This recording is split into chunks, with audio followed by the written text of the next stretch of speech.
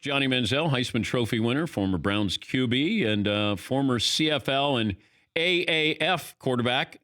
Did we get the John Manziel jersey yet, Paulie? Oh, I haven't seen it. It hasn't shown up in back yet, I don't think. John, I thought we were getting the AAF jersey to hang up here in the man cave. I believe it's lost in transition, but I'll have to double back around and get that to you ASAP. My apologies. Okay, I guess we'll settle for an XFL jersey, but I got to wait for that too.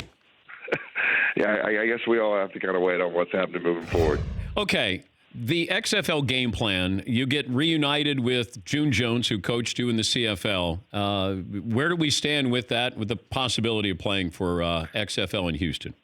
Yeah, I don't know if what I said the other day was all that much of groundbreaking news that, I'm really looking forward to, continuing my football career wherever that is, whether it's in the XFL, whether it's somewhere else, whatever it is and whatever it may be. I just want to keep a ball in my hand. I just want to keep going and keep playing football. So, wherever that is, whatever the opportunities are that present itself moving forward, I'm just trying to do one thing, keep my head down, stay in shape, and just keep going in every aspect of my life.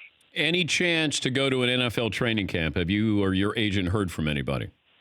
I've had my head down. If he hasn't called me and said anything, then, I leave everything up to him in that regard. I think in the past, I let it get to being worried about it all the time and kind of stressed over it a little bit. Now it's just, hey, whatever opportunities are going to come your way, make the most of every single one and, keep doing the right thing and good things will happen. How different are you, if you are at all, from your days at A&M to now in just how you play football? So physically and how you play the position, how much different? I don't know. I was obviously a lot younger then, and I think, you may, over time, injuries, things like that. I've been lucky to be healthy. So, I still feel like I have a lot left in the tank. I don't know if it's exactly what it was when I was 17 or 18 years old at A&M, but, I feel good. My body feels great. I still have a lot of zip on the ball, and I feel like I'm throwing it really good right now. So, I'm in good shape. I feel like I'm going in the right direction. Who do you work out with now?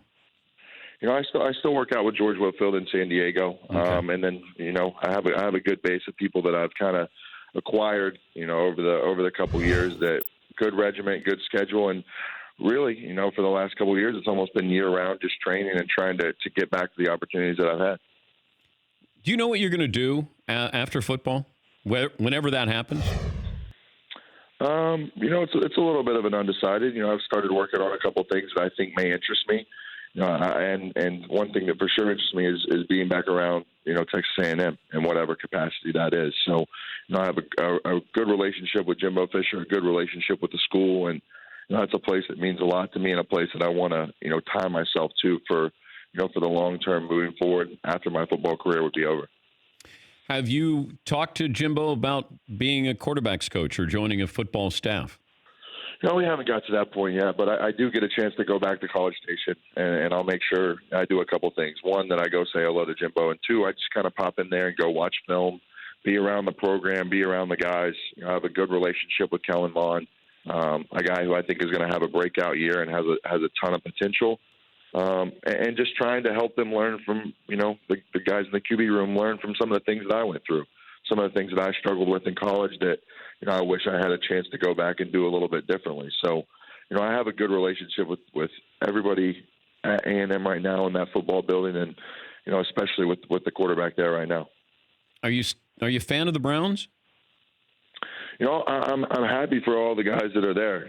I wouldn't say I'm a fan of really any team in the NFL anymore after having played and been in the business. But, guys like Odell, guys like Baker, Jarvis, I know these guys, and, I am definitely pulling for them.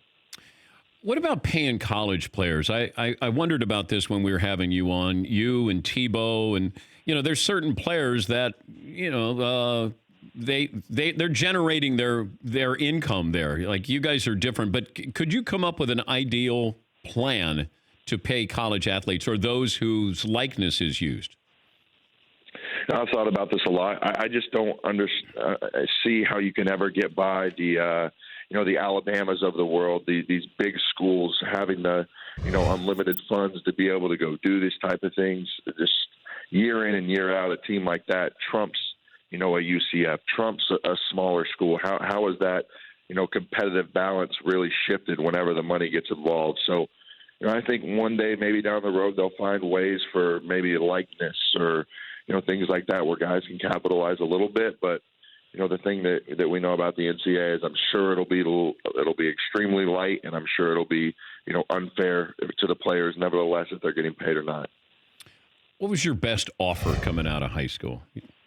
You don't have to, you know what I mean by offer. offer. Coming out was probably, best offer like that. Oh man, I wasn't one of those guys, man. I was a little, 5'10" quarterback from the middle of nowhere in Kerrville, Texas. I was just happy to get a scholarship offer from anywhere. What's the best offer you heard that somebody got? I heard a couple guys got a couple briefcases with some cash in there, but other than that was definitely I wasn't on that scale coming out of high school, but it was definitely there. It's definitely relevant and definitely alive in college sports still to this day. It was a couple of months ago we had you on, and you made news. You said you were going to be known. You wanted to be known as John Manziel. Are you back to Johnny Manziel? What was the reaction you got? Because it seemed like everybody picked up on that story that all of a sudden you were John Manziel, that you were this different person. Oh, absolutely. It was definitely, everywhere that I went for the next 4 or 5 days, people would come up to me and apologize to me for calling me Johnny. And it took me about 4 or 5 days for it to get really, really old being called John. And I transitioned back very, very quickly. So you're back officially to Johnny Manziel. One of the two. I'm somewhere in there, but yeah, Johnny fits me a lot better than the John did for sure, especially out when I was hearing it. Oh man, what do you miss most about playing? I just miss the competition. That was the best part about getting to the AAF was just getting out there, and I felt like the competition level was good. I felt like I was getting better week in and week out after being there, only 2 or 3 weeks, but. I just miss getting a chance to compete. And, if you don't stay on it every single day and create, a schedule for yourself that's similar to a work day whenever you're not on a team and whenever you don't have the, schedule of being part of a team, you can slip a little bit here and there. And I think that's the biggest part for me is making sure I keep myself busy and trying to add whatever competitive balance, whatever, competitive edge I can still get without being, in the NFL. I know you can look back now and maybe with a sense of humor, but how difficult were you to coach in college? I don't think I was very difficult to coach in college. I feel like I got along very, very well with my 2 offensive coordinators that I had. I still have really good relationships with them to this day. College was absolutely a time of laser focus on how good can we really get with this football and the guys that we have at Texas A&M. So, but off the field, though, you weren't tough to reel in. Like, did you give coaches headaches off the field? I probably caused a little sleepless nights for Coach Sumley a little bit here and there. But the thing that my mindset in college that probably got me in a little bit of trouble was, I'm a college kid going out doing what every other kid in America is doing on a Thursday or Friday night, whatever it was. And, I didn't see anything wrong with that. And at the time, I wasn't going to apologize for that whatsoever. And when you get, into a professional setting and whenever I decided to, obviously go pro, that all has to change. You have a responsibility, to owners. You're a brand. It's completely different. And, I think I held on to that a little bit too long. And should have probably changed my ways a little bit. But at the time, I was living my best life in college, playing football in the SEC, and having the time of my life. And I'll never apologize to anybody for that. You had one of the great seasons in the history of the sport at that position. Like running and passing, you lead the SEC in rushing. Like, that's mind-boggling for a guy who wasn't that highly recruited. How do you process, having that kind of success? Yeah, I mean, I look at the guys that I had with me when I was at A&M. You look at our O-line, 4, of the 5 guys that we had played in the NFL. As good as you could get. Luke Jokel, Jake Matthews, Cedric Aboye. You look outside, you have Mike Evans, number 7 overall pick. We were talented, and I got a lot of help. And I think there was a lot of hard work from a redshirt year coming into the next year and having a lot to prove. I definitely had a chip on my shoulder. I think everybody saw on Saturdays the way I played. I played hard as hell, and I went out and gave everything I had.